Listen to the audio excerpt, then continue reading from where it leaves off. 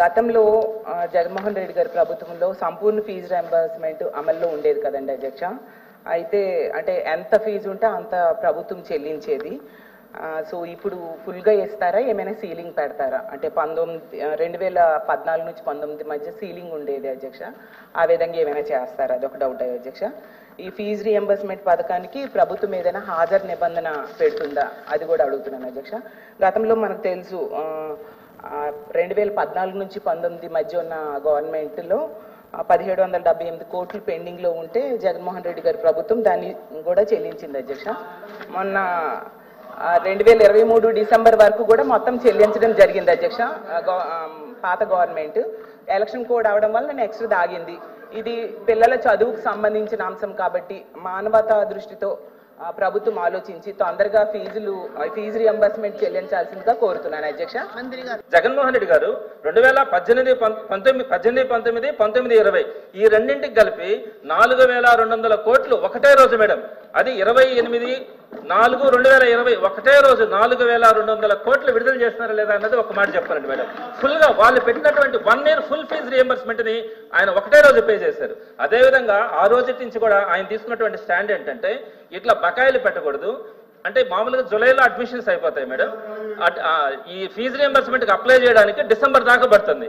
December నుంచి అయిపోయిన తర్వాత మార్చి, అదేవిధంగా మే, ఆగస్ట్, నవంబర్ ఈ 4 నెలల్లో క్రమం తప్పకుండా 4 సంవత్సరాల నుంచి ప్రతి 3 నెలలకు ఒకసారి ఈ 4 months లో ఫీజు రియంబర్స్మెంట్ పే చేస్తా వస్తా ఉన్నారు మేడం. అందులో భాగంగా 2024 మార్చి దాకా కూడా 100% సంవత్సరానికి 4 సార్లు క్రమం తప్పకుండా పే చేస్తున్నారు. ఇకపోతే 2024 మే, ఆగస్టు, నవంబర్ ఈ 3 నెలలకు సంబంధించి అప్పుడు ప్రభుత్వం మారిపోయింది. అంటే ఎలక్షన్ కోడ్ రావడం కానీ ప్రభుత్వం మారింది. ఆ 3 బకాయిలు ఉన్నాయి. ఈ సంవత్సరంకి సంబంధించి 4 quarters ఇవ్వాల్సి ఉంటే అందులో 1 quarter మాత్రమే ఈ ప్రభుత్వం కూడా ఇచ్చింది. అంటే లాస్ట్ గవర్నమెంటే కనుక కంటిన్యూ అయ్యి ఉంటే 2024 మేలో 1, ఆగస్టులో 1, నవంబర్లో 1 ఆ 3 quarters పే చేసేసి ఉండేవాళ్ళు. ఆ 3 quarters పోయింది. ఈ సంవత్సరంకి వచ్చేటప్పటికి 1 quarter పే చేయడం వల్ల టోటల్ గా ఇప్పుడు 6 quarters పెండింగ్ పడి విద్యా సంవత్సరం ఎప్పుడు కూడా అంటే అంతకుముందు ప్రభుత్వాలు కానీ ఈ ప్రభుత్వం ఎప్పుడు కూడా ఇంత పెండింగ్ అన్నది లేదు. ఇక 2వ పాయింట్కి వచ్చేటప్పుడు వసతి దీవెనికి అరాకొర నిధులు గత ప్రభుత్వం కేటాయించిందని మంత్రి గారు అన్నారు మేడం. నేనేం చెప్తానంటే వసతి దీవెన ప్రారంభించిందే జగన్మోహన్ రెడ్డి గారు. ఆయన ఒక విధి విధానాలు తీసుకొని ఎవ్రీ ఇయర్ 1000 crores రిలీజ్ చేశారు. దాంట్లో అంతకుముందు అసలు వసతి దీవెనే లేదు. జగన్మోహన్ రెడ్డి గారే ప్రవేశపెట్టారు. ఎవ్రీ ఇయర్ మేడం నేను మీకు రికార్డ్స్ ఇస్తాను. ఎవ్రీ ఇయర్ ఏప్రిల్ 24వ తేదీ, ఏప్రిల్ 28, ఏప్రిల్ 4, ఏప్రిల్ 27 4 సంవత్సరాల పాటు కంటిన్యూస్ గా కరెక్ట్ గా డేట్ పెట్టుకొని 1000 కోట్ల రూపాయలు రిలీజ్ చేసి వసతి దీవెన కింద అన్ని శాంక్షన్ చేయడం జరిగింది. అయితే లాస్ట్ ఏప్రిల్ ఎలక్షన్ కోడ్ వల్ల రిలీజ్ కాల, ఇప్పుడు ఏప్రిల్ వచ్చేసింది. 2 వసతి దీవెనలు అంటే వాళ్ళు ఏ పేరైనా పెట్టుకొని మేడం, అది పెండింగ్స్ ఉన్నాయి. కాబట్టి ఇక్కడ నేనేమంటానంటే సార్ మంత్రి గారు ఎప్పుడు కూడా ఆరోపణ చేస్తున్నారు మేడం. ఆయన అధికారంలో ఉన్నారు. మేమేమంటామంటే మీరు మంచి మనసు చేసుకోండి మేడం. ఈ రోజు పిల్లలు 6.5 లక్షల మంది బాధలు పడుతున్నారు మేడం. ఒక మంచి మనసు చేసుకొని వాళ్ళని ఫీజు రియంబర్స్మెంట్ గా ఇవ్వకపోతే ఆ పిల్లలు సర్టిఫికేట్స్ లేక ఉన్నత చదువులు లేకుండా ఇబ్బంది పడేదానికి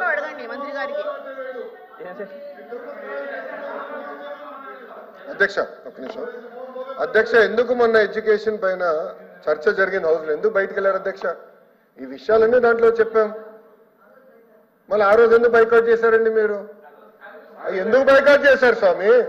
ఉండండి, విద్యా వ్యవస్థ పైన చర్చిద్దామని దాంట్లో స్పష్టంగా ఫీ రియంబర్స్మెంట్ పైన చాలా క్లారిటీ ఇచ్చింది ప్రభుత్వం. మళ్ళీ ఇప్పుడు ఆ రోజు బైకాట్ చేస్తారు, ఇన్నరు, కనీసం నోట్ చదవరు. కాబట్టి ఇంకో కాపీ పంపిస్తా స్వామి, ఒకసారి నోట్ చదవండి. చదివిన మీరు అడగండి. మంత్రి గారు వాస్తవాలు చెప్తుంటే దాన్ని కూడా మీరు ఓర్చుకోలేకపోతే కరెక్ట్ కాదా? 4200 కోట్లు మీరు బకాయిలు పెట్టారు, అవునా కాదా చెప్పండి. ఓకే, వివరాలు ఇప్పుడు పంపిస్తున్నా. School fee reimbursement, PG fee reimbursement అన్ని వివరాలు ఇక్కడ ఉన్నాయి.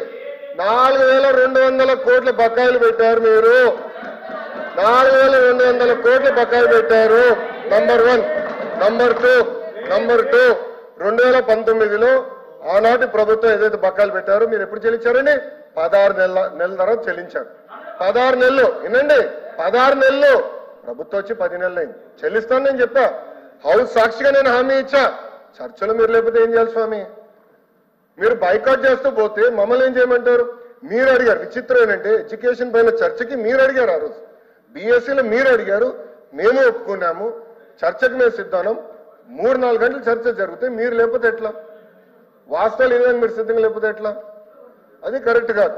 దయచేసి గౌరవ సభ్యులు ఇచ్చిన వివరాలు మొత్తం చదవండి. మంత్రి గారు క్లీన్ గా సమాధానం చెప్తారు. Thank you.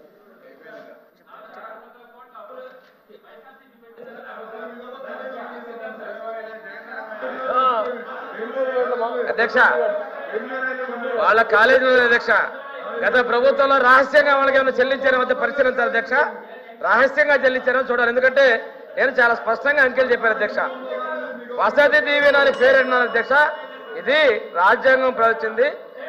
స్కాలర్షిప్ తో మేము ఇచ్చాము అధ్యక్ష. పేర్లు మార్చారు. వసతి దీవెన, విద్యా దీవెన అని పెట్టి పిల్లల జీవితాలను నాశనం చేసిన వాళ్ళు కాదా అధ్యక్ష?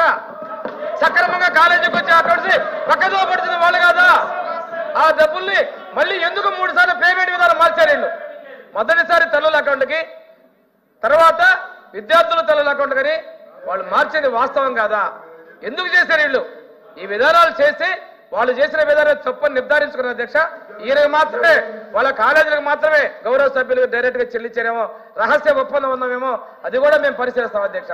ఇక్కడ ఇంకో విషయం అధ్యక్ష, వీళ్ళు చెప్తున్నారు, నేను అడుగుతున్నా, వసతి దీవెన ఏనాడు మీరు సక్రమంగా ఇచ్చారు? నేను చెప్తున్నాను, ఏనాడు మీరు చేశారు? షెడ్యూల్ ప్రకారం 50% మించలేదు అని చెప్తే మనం ఫుల్ ఫీ రీయింబర్స్మెంట్ ఇచ్చినట్టు ఉండాలి. At the same time budget ఏదైతే చంద్రబాబు నాయుడు గారు బడ్జెట్ ఖర్చు పెట్టారో అదే బడ్జెట్ ఉండాలని చెప్పనేసి అప్పుడున్న ముఖ్యమంత్రి గారు ఆదేశాలు ఇస్తే, ఒక కొత్త భారతదేశంలో ఎక్కడా లేని విధంగా ఏఎఫ్ఆర్సీ అని అన్ని రాష్ట్రాల్లో ఉంటే ఇక్కడ ఫీ రెగ్యులేటర్ అథారిటీ అని చెప్పనేసి జ్యుడిషియల్ పవర్స్ తోటి ఒకటి తీసుకొచ్చి లిటరల్లీ కాలేజీలను బెదిరించి మీరు ఈ ఫీజుకు ఒప్పుకోకపోతే అప్పటికి బకాయిలు 1750 కోట్లు ఉన్న చెప్పిన బకాయిలు 16 నెలలు ఇవ్వలేదు అధ్యక్ష. 16 నెలలు ఇవ్వలేదు. ఎవరైతే మేము పెట్టిన కొత్త ఫీజులు, ఫీ రెగ్యులేటరీ అథారిటీ ప్రకారం పెట్టిన కొత్త ఫీజులు యాక్సెప్ట్ చేస్తారో,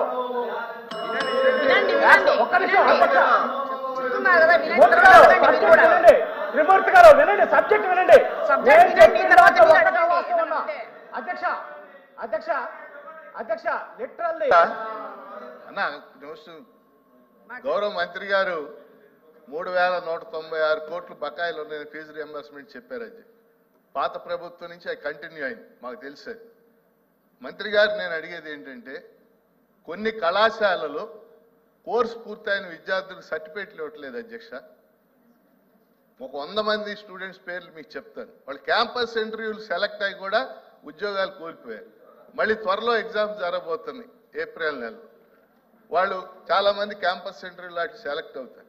కాబట్టి మీ ద్వారా మంత్రి గారిని అడిగేది ఏంటంటే, ఈ కాలేజీలను నియంత్రించి సర్టిఫికేట్స్ మీరు హామీగా ఉండి అయినా సరే కోర్సు పూర్తయిన వాళ్ళకి, క్యాంపస్ ఇంటర్వ్యూ సెలెక్ట్ అయిన వాళ్ళకి సర్టిఫికేట్లు ఇప్పించాలని మీ ద్వారా కోరుతున్నాను అధ్యక్ష.